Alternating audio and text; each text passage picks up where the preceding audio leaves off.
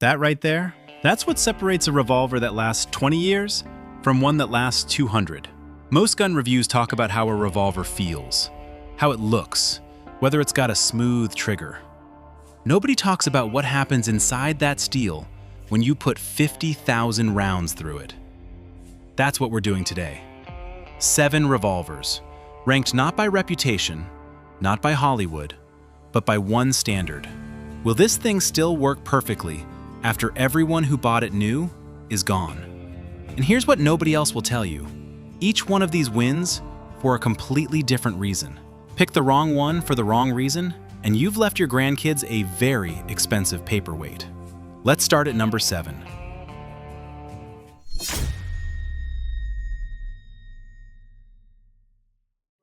Number 7. Smith & Wesson Model 19. The Model 19 earns its spot on this list because of a single engineering decision that most people completely overlook. Bill Jordan walked into Smith & Wesson in the mid-1950s with one specific request: build a .357 Magnum on a K-frame that a lawman could carry for 12 straight hours without his belt pulling sideways. Smith delivered the Combat Magnum in 1955, and law enforcement adopted it almost immediately. The K-frame geometry puts the balance point right at the trigger guard. That's not an accident. That's thousands of hours of ergonomic work. At about 35 ounces loaded, it handles like a precision tool, not a weapon. The shrouded ejector rod protects the mechanism if the gun ever gets raked across a door frame or a car roof during a struggle. Now here's the honest part. The Model 19 has a known weakness. A steady diet of full-power .357 Magnum loads will eventually flame-cut the forcing cone. The K-frame was designed around 38 special pressures. Push it hard enough, long enough, and that cone starts to erode. So the smart play? Run 38 plus P for range days, keep the Magnums for when it actually matters. Do that, and this gun genuinely has no practical lifespan limit. If you find an early example with a pinned barrel and recessed chambers, you're looking at pre-1982 craftsmanship that's still setting the standard today. Market check. Vintage 1960s to 70s examples run $800 to $1,200. Pre-lock 1980s versions sit around $700 to $900. The 2.5-inch snubby commands $900 to $1,400 because collectors know what they're looking at. Number 6. Colt Trooper Mark III. The Trooper gets overlooked because it's not a Python. That's exactly why it belongs on this list. From 1953 through the 1980s, the Trooper went through multiple generations. The Mark III, which arrived in 1969, was the version that actually mattered for long-term durability. Colt replaced the traditional hand-fitted parts with a new coil spring action and machined components. The old-school Colt guys called it a betrayal. They were wrong. Here's what actually happened. Hand-fitted guns require periodic fitting again. As internal parts wear, the tight hand-fitted tolerances shift. The Mark III's coil spring action doesn't have that problem. The timing stays consistent across decades of use because the design isn't dependent on parts conforming to each other. It's dependent on geometry. That's a fundamentally more durable system. The shrouded ejector rod came over from the Python. The solid rib barrel gives you a sight radius that makes shots at 50 yards feel like they're at 25. Highway patrol units across half the country trusted their lives to this gun, not because of the brand, but because it kept working. Market check? Mark III versions run $600 to $900. Mark V models hit $700 to $1,000. Early .357 Troopers in good shape can get up to $1,300. Number 5. Smith & Wesson Model 66. Take everything that made the Model 19 great. Now make it entirely out of stainless steel. That's the Model 66, and when it dropped in 1970, it changed what duty revolver meant overnight. Stainless steel isn't just about rust resistance, though that's real, and it matters enormously. The bigger story is what stainless does at the forcing cone. Carbon steel is more vulnerable to flame cutting under sustained Magnum use. Stainless steel, with its higher chromium content, handles the heat cycle better. The cone lasts longer. The cylinder face stays cleaner. The Coast Guard issued these. Alaskan guides carried them. Marine units in tropical environments demanded them. When your revolver lives inside a leather holster in salt air for months at a time, the question isn't whether a blued gun will rust, it's how fast. The 66 simply doesn't have that problem. Every internal component is either stainless or treated to match. The springs don't corrode. The crane doesn't pit. You pull this out of a drawer after 20 years of neglect, and it still runs. Market check. Standard 4-inch models go for $750 to $900. The 2.5-inch Combat Snubby runs $850 to $1,100. Performance Center versions sit at $1,100 to $1,300. Number 4. Smith & Wesson Model 29. Let's get this out of the way first. Dirty Harry is the worst reason to buy a Model 29, and also the reason half the people who own one bought it. The actual story is better than the movie. Smith & Wesson's N-frame had already proven itself through decades of 44 Special and 45 ACP service before the 44 Magnum existed. When Elmer Keith and his crew started pushing the 44 Special past its pressure limits in the late 1940s, S&W had to figure out how to contain something significantly hotter than anything the N-frame had handled before. The answer was higher-grade steel, tighter manufacturing tolerances, and a heat treatment process for the frame that Smith engineers spent years perfecting. The recessed chambers on pre-1982 guns actually cradle the casehead. That's a direct consequence of designing for high-pressure containment. The pinned barrels on the early S-prefix guns eliminate barrel-frame interface movement under recoil. Handgun hunters and silhouette shooters have been knocking steel at 200 meters with these for 50 years. This is not a range toy.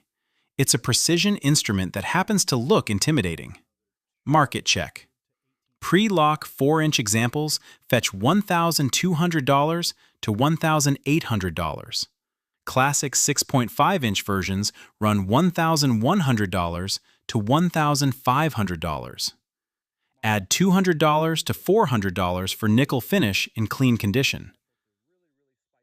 Number 3. Ruger GP 100. Here's a question worth thinking about.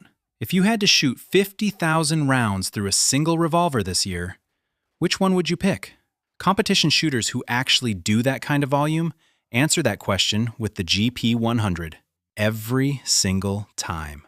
When Ruger retired the Security 6 in 1985, they weren't just replacing a model, they were rethinking what a hard-use .357 Magnum needed to be.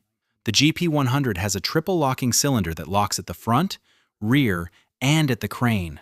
No other mass production revolver does all three. That matters because cylinder lockup under high round counts is where most revolvers eventually start to drift.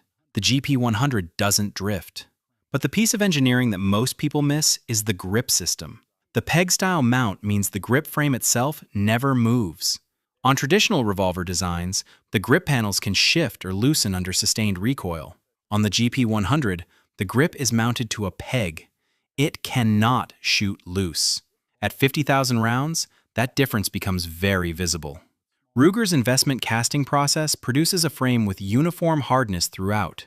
It doesn't have the grain variation you sometimes see in forged steel. The result is a gun that gets smoother with use rather than looser. Market check. 4-inch standard runs $750 to $850.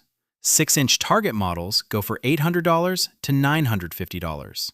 Match champion versions hit $900 to $1,100. Number 2. Ruger Super Redhawk. Some guns are strong. The Super Redhawk exists in a different category. When Ruger released it in 1987, the design brief was essentially, what if we removed every conventional limit on what a revolver frame could be? The result doesn't look like most revolvers because it isn't built like most revolvers. The frame extends beyond the cylinder, creating a massive block of steel that simultaneously houses the barrel, provides the scope mounting surface, and adds structural mass right where peak pressure occurs. Those scope mounts are machined directly into the frame. No bases, no screws, no interface points to shift under recoil. The frame is the mount. That's not a cost-saving measure. It's an engineering decision that makes this gun uniquely capable of handling optics under full power loads without zero shift. Here's the number that matters.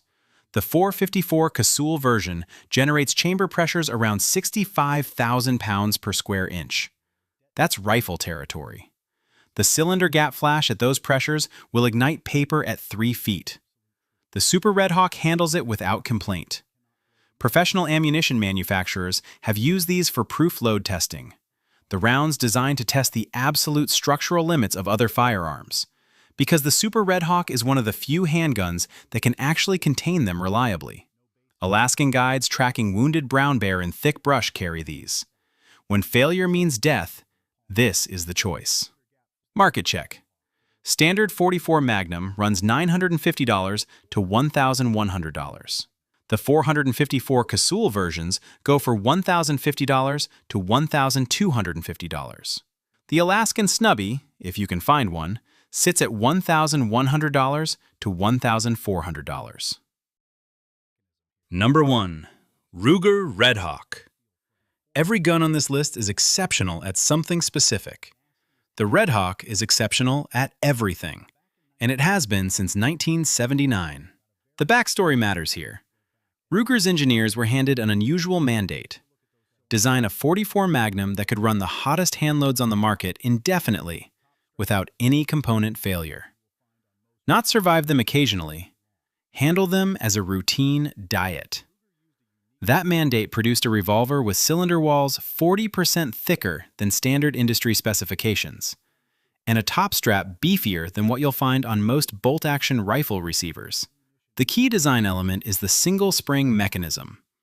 Instead of concentrating recoil stress at a single stress riser in the frame, the Redhawk spring system distributes that force across the entire steel structure. This isn't just about surviving high pressure. It's about maintaining consistent timing over hundreds of thousands of cycles. Stress that concentrates causes metal fatigue. Stress that distributes causes wear. Wear is manageable. Fatigue cracks aren't. Alaskan guides have run these in the field with 3 40-grain hardcast loads pushed to pressures that would destroy most other revolvers. After 100,000 rounds of that, the cylinder timing is still right where it was on day 1. The lockup is still tight. The trigger is smoother. No gun on this list is more indifferent to the question of, how much can you actually shoot through this? Market check. The 5.5-inch 44 Magnum runs $900 to $1,050 new. The 7.5-inch Hunter model sits at $950 to $1,100. Super Redhawk variants in 454 Casull come in at $1,100 to $1,200. Here's what this list actually tells you, and nobody else is going to say it this plainly. The Model 19 and the Model 66 are the ones you carry. The GP100 is the one you shoot the most. The Super Redhawk and the Redhawk are the ones you take somewhere you cannot afford a malfunction. The Trooper is the best value in the group if you can find a clean one. And the Model 29 is the one you buy if you want a precision instrument that also happens to carry a legend. None of these guns become obsolete. None of them wear out under normal use. What they do is accumulate history, range trips, hunting seasons, carry years, without giving anything back in terms of reliability. Revolvers built this way don't depreciate, they appreciate. The GP100 you put 80,000 rounds through is worth more than the one that sat in a safe, because a shooter can look at the internals and see that it's still right. Drop a comment below. Which one of these is already in your safe, and which one's next? I want to see what you're running. Hit subscribe if you want more content like this. We go deep on the guns that actually matter, and we don't waste your time getting there. I'll see you on the range.